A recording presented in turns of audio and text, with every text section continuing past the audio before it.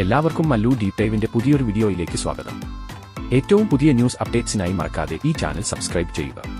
താരപുത്രിമാരിൽ മലയാളികൾക്ക് ഏറെ പ്രിയപ്പെട്ടതാണ് ദിയ കൃഷ്ണ. നടൻ കൃഷ്ണകുമാറിന്റെ മകളായ ദിയയ്ക്ക് യൂട്യൂബ് വീഡിയോകളിലൂടെയും സ്വന്തമായ ബിസിനസ്സിലൂടെയും ഒക്കെ കഴിവ് തെളിയിച്ച വ്യക്തിയാണ്.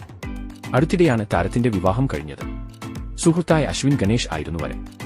ഇരുവരും വിവാഹശേഷം യൂട്യൂബിൽ ഒരുമിച്ചുള്ള വീഡിയോകൾ ധാരാളം പങ്കുവച്ചിരുന്നു.